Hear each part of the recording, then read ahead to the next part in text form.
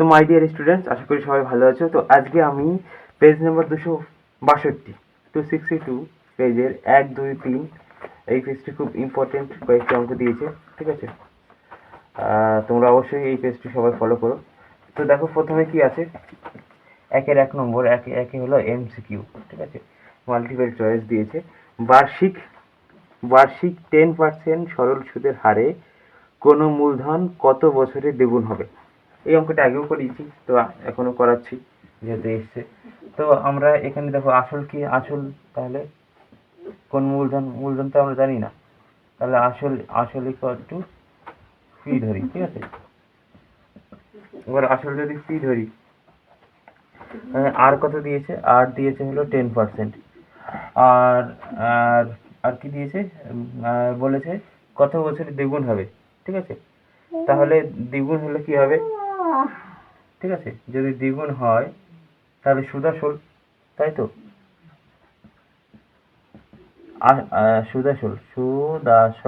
সুদাসল মানে হলো টুপি।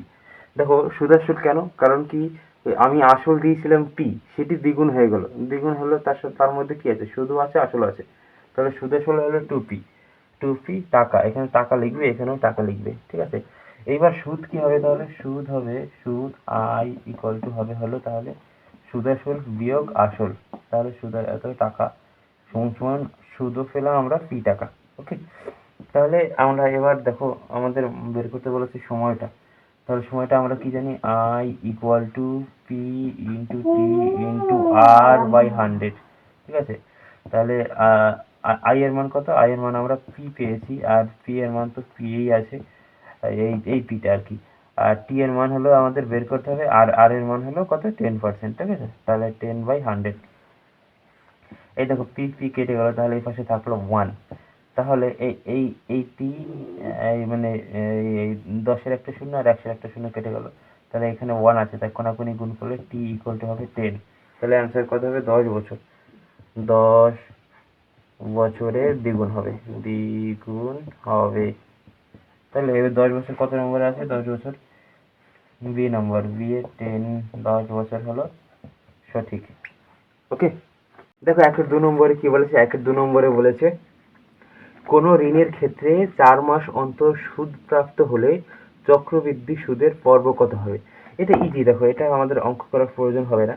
দেখো 4 মাস অন্তর সুদ দেয়, ঠিক আছে। যদি 1 বছর হয়, মনে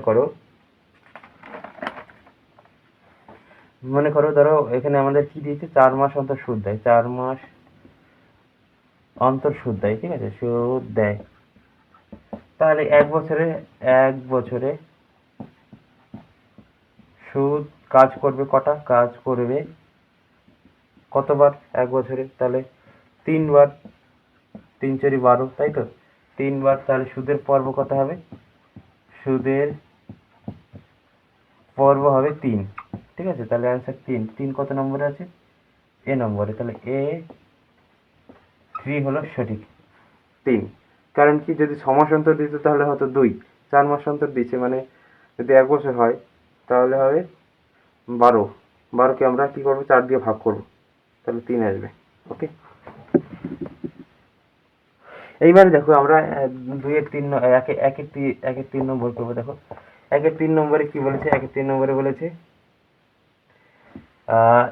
x plus y is to x minus y equal to 5:1 হলে x ইস টু ওয়াই এর মান নির্ণয় করো।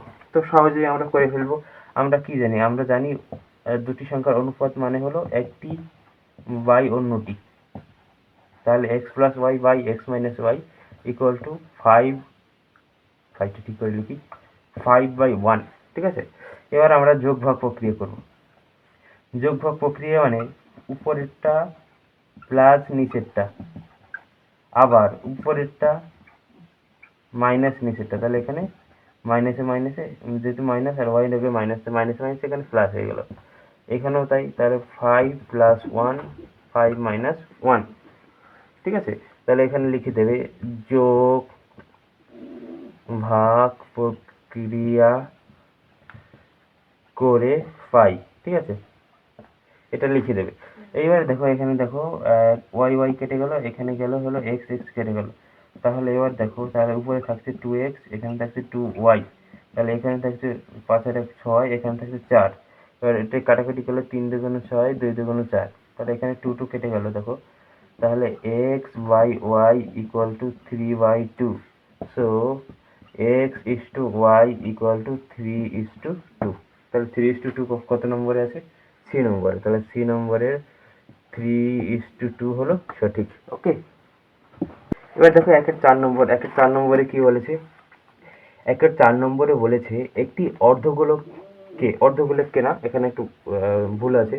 একটি অর্ধগোলক থেকে কেটে নেওয়া সর্ববৃহৎ শঙ্কুর শীর্ষকোণের মান কত সেটা নির্ণয় করো।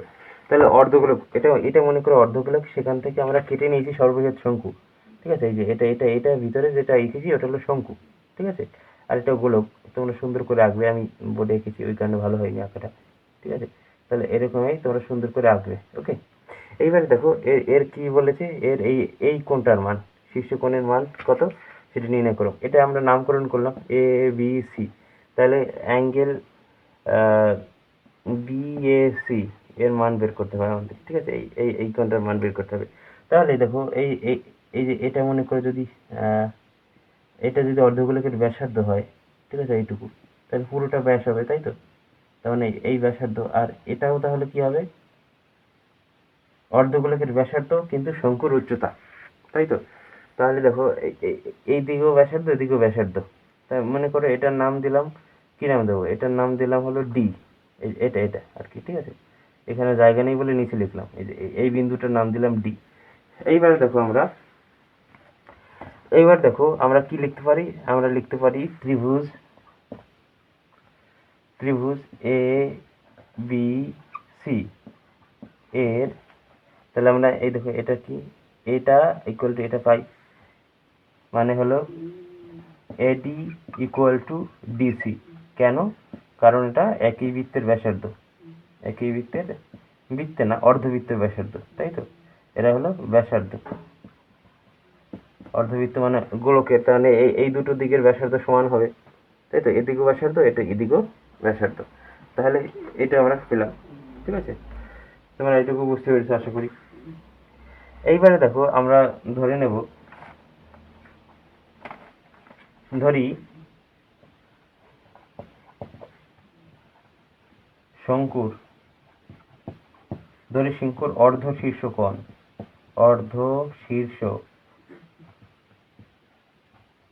কোণ ইকুয়াল টু আলফা ধরলাম। ঠিক আছে, মানে এই অর্ধেকটা, শীর্ষকোণের অর্ধেকটা ধরলাম আলফা, মানে এটা ধরলাম কি আলফা। ঠিক আছে, তাহলে অর্ধেকটা আলফা ধরলাম।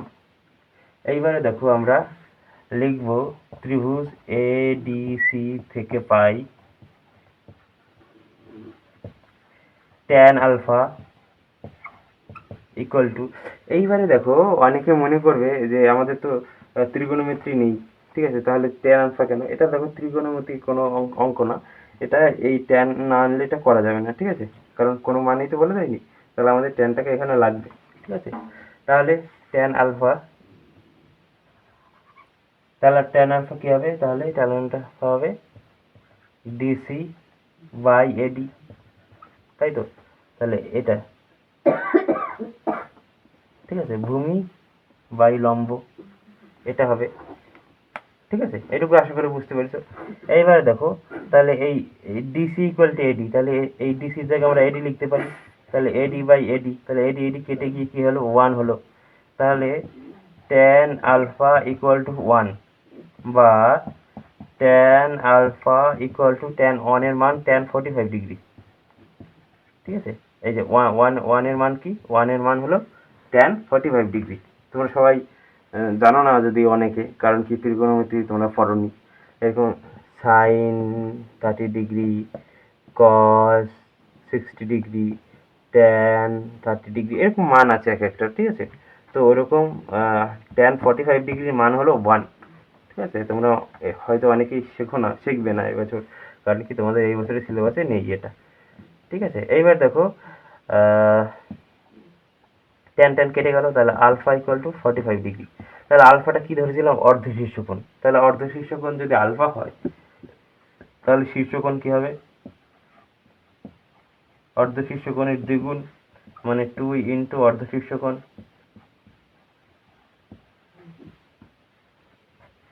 ঠিক আছে। তাহলে 2 ইন্টু অর্ধশীর্ষকোণের মান আলফা মানে 45 ডিগ্রি, তাহলে এটা পেলাম 90 ডিগ্রি, 90 ডিগ্রি পেলাম, ঠিক আছে। তাহলে 90 ডিগ্রি কত নম্বরে আছে? বি নম্বরে। বি নম্বরে 90 ডিগ্রি হলো সঠিক। ওকে, এবার 5 নম্বর দেখো। 5 নম্বরে কি বলেছে? 5 নম্বরে বলেছে কোন বৃত্তের এবি ব্যাস, এটি স্পর্শক এসি যা যেখানে এবিসি 40 ডিগ্রি, তাহলে সিএটি এর মান কত? সিএটি, ঠিক আছে। তাহলে এটা একটি বৃত্ত মনে করো, ঠিক আছে। এটা একটি বৃত্ত যার একটি ব্যাস যেটা এবি, এবি হলো বৃত্তের ব্যাস, ঠিক আছে। এইবারে বলেছে কি একটি স্পর্শক এটি, এ বিন্দুতে স্পর্শক, তো এটি মানে তার মানে এ বিন্দুতে স্পর্শক, তাহলে স্পর্শক এটা যদিও বাঁকা গেলে সোজা যাবে, এটা হলো এটি, এটা স্পর্শক, ঠিক আছে। এইবারে বলেছে এসি একটি যা, মনে করে এই সি, এটা সি, এসি একটি যা, তাহলে এটা আমরা জয়েন করে দিলাম, ঠিক আছে। তাহলে বলে আর একটু কি দিয়েছে? দিয়েছে হলো angle A B C equal to 40 degree. Angle A B C 40 degree যদি হয়, তাহলে বলেছে সিএটি, সিএটি মানে এ এর মানটা কত, ঠিক আছে। আর মান দিয়েছে কি অ্যাঙ্গেল এ বি সি মানে এই মানটা 40 ডিগ্রি দিয়েছে। এইবারে দেখো আমরা আমাদের angle ACB equal to 90 degree. কেন 90 ডিগ্রি? কারণ এটি অর্ধবৃত্তস্থ কোণ,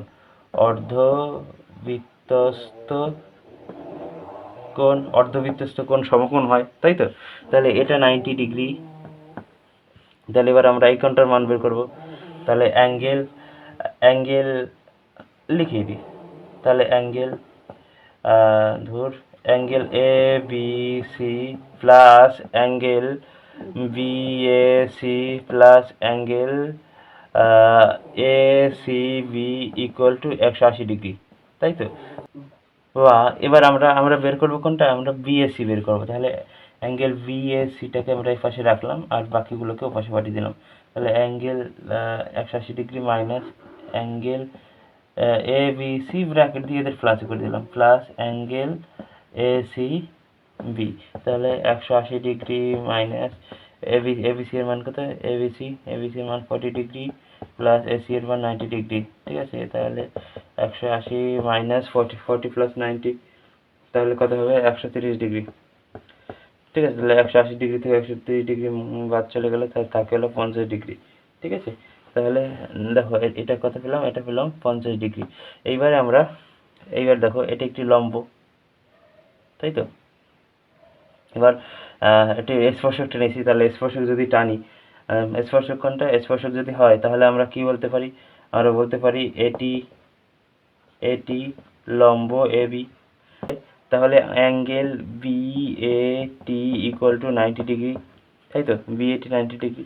তাহলে বিএটি মানে কি? বিএটি মানে হলো এই ছোট দুটো কোণ, এই কোণটা প্লাস এই কোণটা, দুটো প্লাস করলে বিএটি পাওয়া যাবে। তাহলে angle BAC plus angle CAT, তাই তো। তাহলে দেখো বিএটির মান হলো 90 ডিগ্রি ইকুয়াল টু বিএসি এর মান 50 ডিগ্রি প্লাস অ্যাঙ্গেল সিএটি। তাহলে অতএব angle CAT equal to 90 degree minus 50 degree. দেখো ওটা সাইড চেঞ্জ হয়ে গেল, চেঞ্জ হওয়ার পরে আমরা 50 ডিগ্রিটাকে ওপাশে পাঠিয়ে দিলাম, তাহলে মাইনাস হবে। তাহলে কত হবে? এটা হবে 40 ডিগ্রি। তাহলে answer angle CAT equal to 40 degree. Okay, দেখো 6 নম্বর। দেখো 6 নম্বরে কি বলেছে? যে সরলরেখা ত্রিভুজের দুটি বাহুকে সমান অনুপাতে বিভক্ত করে, ঠিক আছে। তাহলে তৃতীয় বাহুর সাথে তার সম্পর্ক কি? তাহলে ত্রিভুজের তৃতীয় বাহু বিসি, তাহলে দুটি বাহু মানে এই এবি আর এসি এর সমান অনুপাতে বিভক্ত করে। মনে করো এই যে ডি আর ই সমান অনুপাতে বিভক্ত করলো, ঠিক আছে। এইবারে দেখো সমান অনুপাতে যদি বিভক্ত করে তাহলে আমরা কি পাবো? তাহলে পাবো আমরা এডি বাই ডিবি আর এই বাই ইসি। এটা আমরা তখনই পাবো যখন আমরা তাহলে সমানুপাতে এই এটা এডি বাই বিডি আর এই বাই ইসি তখনই পাবো যখন এই ডিই সমান্তরাল বিসি হবে। ঠিক আছে, এটা যদি বাঁকা থাকে বা অন্য থাকে তাহলে আমরা এইভাবে পাবো না। ঠিক আছে, তাহলে এটা মানে কি সমান্তরাল, তাহলে এই ডিই এই বাহুটা এই তৃতীয় বাহুর সাথে কি হবে সমান্তরাল হবে। তাহলে সমান্তরাল কত নম্বর আছে, ডি নম্বর। তাহলে সমান্তরাল, ঠিক আছে, সমান্তরাল। এইবার দেখো 2 নম্বরে শূন্যস্থান পূরণ। তাহলে 2 এর 1-এ কি বলেছে, 2 এর 1-এ বলেছে হলো কোনো শর্ত উল্লেখ না থাকলে অংশীদারি কারবারে মূলধনের অনুপাত লাভের অনুপাতের কি হয়। এটা তোমরা সবাই জানো, কারণ লভ্যাংশের অনুপাত আর মূলধনের অনুপাত সবসময় সমান থাকে।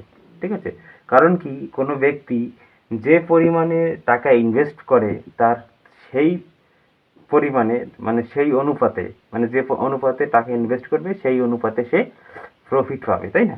যে কম অনুপাতে ইনভেস্ট করবে মানে কম টাকা ইনভেস্ট করবে কম তাহলে তার লাভের পরিমাণ কম হবে, তাই না। তার মানে কি হলো মূলধনের অনুপাত এবং লাভের অনুপাত সবসময় সমান থাকে বা একই থাকে। ঠিক আছে, তা আগে এবার দেখো 2 এর 2 নম্বর, 2 এর 2 নম্বরে কি বলেছে দেখো, 2 এর 2 নম্বরে বলেছে 2 মাইনাস রুট 3 আর 2 প্লাস রুট 3 এর কি করণী। তাহলে এখানে দেখো 2 মাইনাস রুট 3 আছে আর এখানে আছে 2 প্লাস রুট 3। তাহলে এখানের মানে হলো রুটের এখানের সাইন এখানে উল্টোটা আছে।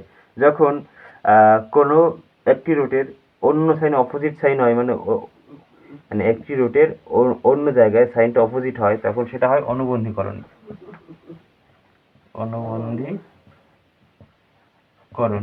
ঠিক আছে, যেমন a প্লাস রুট বি এটা এখানে হয়ে যাবে a মাইনাস রুট বি, অর্থাৎ রুটের আগের সাইন পরিবর্তন হয়ে যাবে। এখানে দেখো সেটাই আছে। ওকে, এবার দেখো 2 এর 3 নম্বর,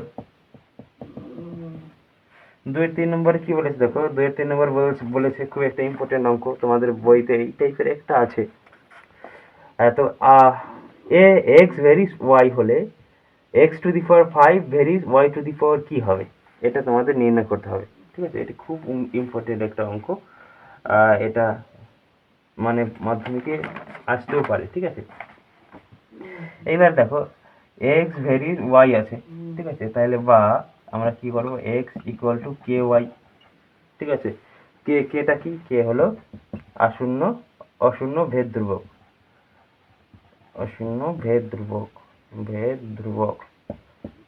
ওকে, তাহলে দেখো এইবার যদি আমরা x to the power n নিই তাহলে এখানেও হবে k to the power n, এখানেও হবে y to the power n, উভয় দিকে নিলাম, তাই না, x এর পাওয়ার n। তাহলে এই দেখো এরকম যদি হয় তাহলে হবে x to the power n by y to the power n equal to k to the power n। তাহলে k to the power n কি, k টু দি পাওয়ার হলো k equal to k to the power n, এটা হলো ধ্রুবক, তাই তো। তাহলে আমরা কি লিখতে পারি, x to the power n varies y to the power n। এইরকমই যদি আমরা এখান থেকে আমরা এইভাবে লিখি x to the power 5 equal to k to the power 5, তাহলে ইকুয়াল টু হবে y টু দি পাওয়ার 5।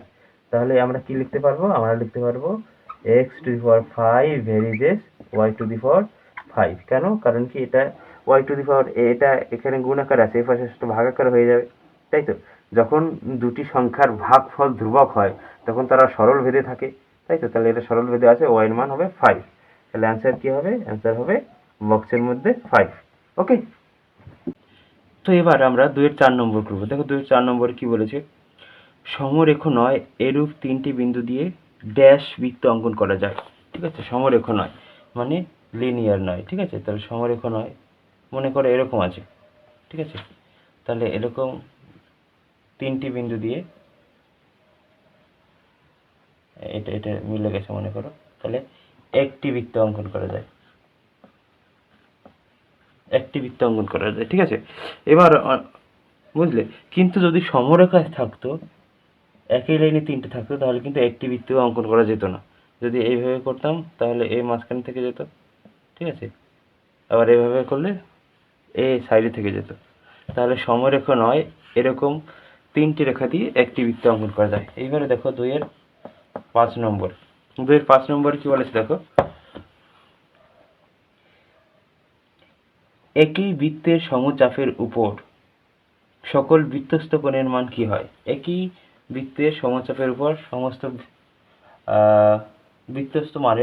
বৃত্তস্থ কোণের মান সমান হয়। এটা তোমরা উপপাদ্য 35-এ পড়েছিলে, ঠিক আছে? উপপাদ্য 35-এ পড়েছিলে। তার মানে একই বৃত্তের সমচাপের উপর সকল বৃত্তস্থ কোণের মান সমান হয়। এইবার দেখো 6 নম্বর, 2-এর 6 নম্বর। 2-এর 6 নম্বরে বলেছে একটি ঘনকের মোট শীর্ষবিন্দুর সংখ্যা কত? এটা মনে করো ঘনক। ভালো হয়নি আঁকা, কিন্তু তাও দেখো ঘনকের মতো, ঠিক আছে? তাহলে এটা মনে করো ঘনক। তাহলে শীর্ষবিন্দু এই বিন্দুগুলোকে, সেই যে এই কোণগুলোকে শীর্ষবিন্দু বলা হয়। তাহলে উপরে 4টে আর নিচে 4টে, তাহলে কটা হলো? 8টি। ওকে, এবার আমরা 3 নম্বর করবো। 3 নম্বরে হলো সত্য অথবা মিথ্যা, সেটি নির্ণয় করো, ঠিক আছে? সত্য মিথ্যা। তাহলে 3-এর 1 নম্বরে দেখো, 3-এর 1 নম্বরে কি বলেছে? 3-এর 1 নম্বরে বলেছে 100 টাকার 1 বছরের সুদ 1 টাকা। 1 টাকার 1 বছরের সুদ 1 পয়সা হলে উভয় ক্ষেত্রে সুদের হার কি একই হবে? একই হবে। মানে এটা সত্য কি মিথ্যা সেটা বিবৃতিটি নির্ণয় করো। তাহলে দেখো প্রথম ক্ষেত্রে পি দিয়েছি হলো 100 টাকা, ঠিক আছে? এটা প্রথম ক্ষেত্রে, ওকে, পি 100 টাকা, টি দিয়েছে হলো 1 বছর মানে সময়, আর এর মান হলো বের করতে হবে, ঠিক আছে? তাহলে আমরা কি জানি, আই ইকুয়াল টু, আর আই কত দিয়েছে মানে সুদ কত দিয়েছে? সুদ দিয়েছে হলো 1 টাকা। ওকে, তাহলে আমরা জানি I into P into T into R, I equal to P into T into R by 100। তাহলে আই এর মান 1 আর পি এর মান কত? পি এর মান 100, তাই তো? ইন্টু টি এর মান কত? টি এর মান 1 বছর, আর আর এর মান বের করতে হবে বাই 100, ঠিক আছে? এইবার দেখো এই 100 কেটে গেল, তাহলে পি কোনাকুনি গুণ করলে আর ইকুয়াল টু 1 হবে, ঠিক আছে? তাহলে আর ইকুয়াল টু 1%। এইবার দেখো দ্বিতীয় ক্ষেত্রে দেখি। দ্বিতীয় ক্ষেত্রে পি, তোমরা কিন্তু পি মানে আসল লিখতেও পারো, 1 নম্বরের জন্য না লিখলেও হবে। পি ইকুয়াল টু কি? দেখো পি ইকুয়াল টু এখানে দিয়েছে 1 টাকা। 1 টাকা এর মানে হলো 100 পয়সা। যেহেতু এদের সুদ পয়সায় দিয়েছে, তাহলে আমার যে কোনো একটা আমাদের কনভার্ট করে নিতে হবে। হয় সুদটাকে টাকায় কনভার্ট নিতে হবে, না হলে আসলটাকে পয়সা কনভার্ট করে নিতে হবে। তাহলে ওটা 100 পয়সা হলো। এবার হলো টি ইকুয়াল টু দিয়েছে 1 বছর, ঠিক আছে? আর সুদ দিয়েছে হলো তাহলে এখানে 1 পয়সা, আর আর এর মান বের করতে হবে। তাহলে আমরা কি জানি, I equal to P into T into R by 100। Okay, তাহলে আই এর মান হলো সুদ 1 পয়সা আর আসল 100 পয়সা ইন্টু টি এর মান 1 আর তাহলে 100 কেটে গেল, বা R equal to 1, so R equal to 1%। তাহলে এটা 1%, এটা 1%, তাহলে এই সুদের হার একই হবে। তাহলে এখানে বলেছে তাহলে সুদের হার একই হবে, তার মানে বিবৃতিটি সত্য। ওকে,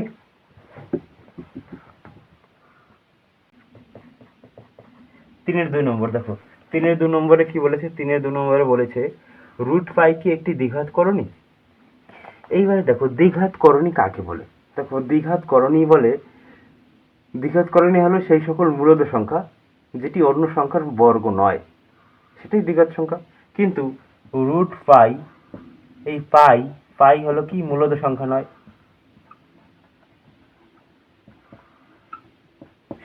নয়, পাই হলো মূলদ সংখ্যা নয়। তাহলে এটি কি হবে? দ্বিঘাত করণী হবে না, তার মানে এটা মিথ্যা, ঠিক আছে? এবার হলো 3 নম্বর। 3 নম্বরে বলেছে অংশীদারি কারবারে কমপক্ষে 3 জনের ক্ষেত্রে প্রযোজ্য। দেখো অংশীদারি কারবার পার্টনারশিপ, পার্টনার কথাটা মানে এটা কিন্তু দুজনেও পার্টনার হতে পারে। দুজন মিলেও কিন্তু একটি অংশীদারি ব্যবসা শুরু করতে পারে। তারপরে 3 জন 4 জন 5 জন 500 1000 যা খুশি, কিন্তু প্রথমে শুরুটা কিন্তু দুজনেও করা যায়। তাহলে কমপক্ষে 2 জন লাগবে। কমপক্ষে কত? 2 জন লাগবে। তাহলে এটা 3 জন বলেছে, তার মানে এটা মিথ্যা, অর্থাৎ দুজনেও শুরু করা যায়। 3-4 নম্বর, 3-4 নম্বরে কি বলেছে? 3-4 নম্বরে বলেছে এক্স ওয়াই ব্যস্তবেদে থাকলে এক্স ওয়াই ইকুয়াল টু ধ্রুবক হয়। হ্যাঁ, সত্য। কারণ আমরা কি জানি? আমরা জানি x by y equal to যদি কে হয়, মানে কে যদি কনস্ট্যান্ট, মানে কনস্ট্যান্ট ধ্রুবক হয়, কে ইকুয়াল টু ধ্রুবক যদি হয়, তখন আমরা লিখি এক্স ভ্যালিস ওয়াই। কিন্তু এক্স ওয়াই গুণফল যদি ধ্রুবক হয়, তখন আমরা লিখি এক্স ভ্যালিস 1/y। ঠিক আছে, তার মানে এক্স ওয়াই এর মান ধ্রুবক হবে, এটা সত্য। ঠিক আছে, এবার দেখো 3-5 নম্বর। 3-5 নম্বরে কি বলেছে? 3-5 নম্বর কথা গেল। 3-5 নম্বর, দুটি বর্গাকার চিত্র সর্বদাই সর্বসম হবে কি? দেখো, সর্বসম মানে হলো সব দিকে সমান। অর্থাৎ মনে করো এই একটি ডাস্টার এবং অন্য একটি ডাস্টার যদি সেম সাইজের, সেম মাপের, ঠিক আছে, সব দিক একই, এনে এর উপরে রাখলে দুটোকেই মনে হবে একটা, মানে সব দিকে সমান, সেটাকে বলে সর্বসম। এইবার দেখো দুটি বর্গাকার চিত্র, কি বলেছে? দুটি মনে করো এটাও একটি বর্গাকার চিত্র আর এটাও একটা বর্গাকার চিত্র। ঠিক আছে, যদিও বর্গাকার হলো না, মানে বড় করে আঁকার চেষ্টা করেছি।